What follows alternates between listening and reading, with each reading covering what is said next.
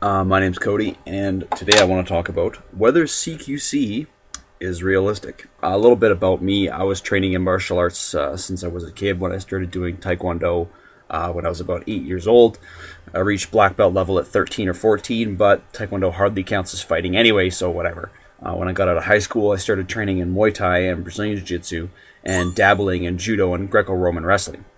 After many years of that, I started getting into training for the weapons-based environment, which means, guns, knives, and other things. And that's basically what I've been doing since, focusing on that, as I think that part of the fight is really dynamic and exciting. I mean, it's dangerous when you're in it, of course, but I think the training for it is a lot of fun. And I've had the opportunity to train with some really highly regarded trainers like Craig Douglas, Cecil Birch, Roy Harris. A lot of those guys are hosting really highly regarded programs that are really cool. Now, this is a question I've seen a lot ever since MGS3, which is the inception of the system, and that was a decade ago. And I'm sick of it being answered by e-commandos like, well, yeah, my dad was a Green Beret, and he said that's what they use. No. The short answer is it was not very realistic. See, my phone's making Metal Gear Solid noises right now. The short answer is that it was not very realistic, but it is now. And you might be saying, well, I don't see what the big deal is. It's a video game. It's not real. To which I have to say that Metal Gear Solid games are always about a relatively realistic, believable man, or woman, I suppose you could say, with above average but still human capabilities, overcoming unbelievable odds and enemies with superhuman skills. And the guy like Solid Snake, Naked Snake, Big Boss, they don't do anything that's out of kind of the realm of human possibility. I mean, they're like Olympic athletes, but they don't really. I mean, they don't have any magic powers. They don't, they don't see the future. They don't, you know what I mean? It's relatively believable. They have 2 arms, 2 legs, and they're really good fighters. Anyway, the way to properly flesh out the answer is to look at the way the system changed over time. In each game, it gets slightly more robust and slightly more true to life. Metal Gear Solid 3 and Metal Gear Solid 4 were the heights of CQC's absurdity because they were when it was born. It wasn't kind of grounded in reality yet. It was a system that they made up, and despite the marketing for it, where they said, where Moto Satomori said, yes, this is a system that these guys use and that's being taught to special units around the world. I don't want to say that's a lie, but it's not necessarily the truth. A lot of the ideas that he had for it, for example, with that CQC was a system created to make guys more effective in a tight space. They already have systems for that, and they don't require you to do things like shoot while holding a knife at the same time. For example, one of the biggest ideas was that, you need a knife in case the gunfight turns into a close range fight, which is a little silly because you can use a gun in a very close range fight just fine using the proper retention techniques and stuff, and actually having a knife makes that more complicated. These ideas don't really hold up to scrutiny, for example, having a knife in one hand and a gun in the other offers you one advantage in one situation and a lot of disadvantages in almost every other situation. It's a technique that no agency, military force, or training group that I personally know of teaches. And I've been involved in this kind of spectrum of things for at least 5 years, probably more like 10. If you ask around in those circles, hard men that are, trained to kill people as their job, if you ask around in those circles if they do anything like that, they'll look like you're a fucking idiot. And not only that, it actually makes using the gun, which is the most important part of equipment that you're using in the fight, very hard, which is obviously not what you want to do, because that's your primary weapon, right? Throws, chokes, restraint holds, these are all techniques that people use in real life against live, dangerous opponents just fine. Aside from the knife-gun interface thing and the occasional Devil May Cry action move where the boss, dismantles Snake's gun with her fingers in the middle of a fight within a flash, that kind of thing. The root techniques stay relatively realistic.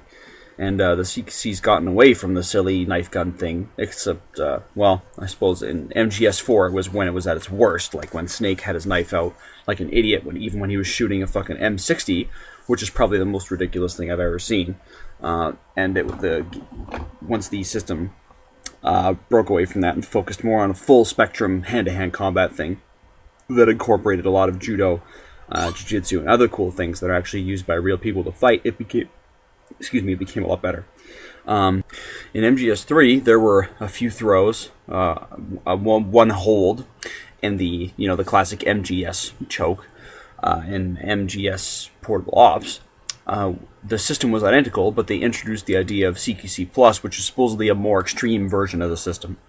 In MGS 4, they added disarms, sitting and pronated CQC techniques, and they expanded the system so you don't have to have a pistol equipped to use CQC.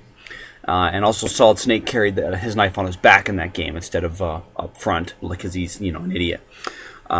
In Peace Walker, they continued the CQC Plus trend and introduced the multi-CQC system as a way of taking down many enemies at once. And they also started putting in more varied CQC throws so you don't get bored looking at the same one all the time. All of these games had the classic punch-punch-kick melee system as well, although you hardly ever used it. And to be honest, it was a little silly, like the idea that you were going to give this guy some shitty low kick and he was going to do a cartwheel in the air and get knocked out. I don't know. In Metal Gear Solid 5, they really changed up the game by adding the more exciting striking system, complete with that wicked corkscrew right hook at the end for a knockout shot at the end of the combo. If you really want to knock somebody out, you have to drop a fist right onto their jawline to shake up their brain, just like Big Boss does. And you can also use the neck as a target because it's full of nerves. It's a good way to transfer energy up to the brain. I find the jaw works just fine. I'm not a big fan of the palm strikes, as it's been shown they actually weaken the hand and make it more susceptible to injury, rather than protect it like many people think. It's a common myth that you should use palm strikes so that you don't break your hand. That's actually not the case. I'm willing to overlook that because the knockout shot is just so cool, and if you see when he throws it, he actually corkscrews it downwards and inwards towards the enemy's center line. That's to make it so he actually hits the jaw instead of an upwards, harder part of the guy's face, like the cheek, side of the head, side of the skull. He wants to make sure he hits the jawline to knock him out and not break his hand. The only thing I would personally change about the shot is if I was throwing it, I would grab the guy's clothes so I could make sure he wasn't going anywhere if I missed, and also that I could control his fall after I knocked him out. They also changed the disarms a little bit so you could strip the bad guy's gun right out of his hand and shoot him with it. Now, the rifle disarm bugs me a little because professional soldiers generally carry their rifle on a sling or a carry strap so that it's tied to them. That normally makes it very hard to kill somebody with their own gun, so that's not the most realistic thing, although, it looks cool. The throws are definitely the best part of the Metal Gear Solid 5 CQC, as many of them are real, or modified throws from systems like Judo that are well suited to real fighting, whereas some of the old throws back in the day, a lot of them, they were kind of finicky. They're the kind of thing that would work in a training situation, not an actual real fight. It was a lot of like small circle, old traditional Japanese jiu-jitsu kind of stuff. They also added a new choke, whereas it went from this kind of wimpy old carotid restraint to this cool kata hajime from Judo. Using this choke is a good idea because it keeps one of the bad guy's hands kind of isolated up away from his body so he can't pull out a knife or a gun if he's trying to fight back. In MGS 5, I noticed they took out the pronated choke, where you're kind of laying on the guy's back, kind of in rear mount. And I wonder why they did that, but maybe they just felt it wasn't necessary to include it. Anyway, the long answer to the is CQC realistic question is yes, of course. Not completely, but it's getting better all the time. And they also have to keep it kind of video gamey, If it was realistic, you'd get into a little scrape every time you had to fight somebody, and that's just not... It would just kind of break up the game, They also have to make choices based around the fact that it's a video game. I do appreciate that Kojima Productions takes the time to design the system so intricately in every game, even if I personally would make some changes. That's basically, I hope this makes sense. If you want to ask me questions, you can do so in the comments or on Twitter, unless, you're some TMA nerd that thinks he knows everything, in which case I don't care what you have to say. or what your dad told you, or what you read in this karate book. Yeah, thanks for watching.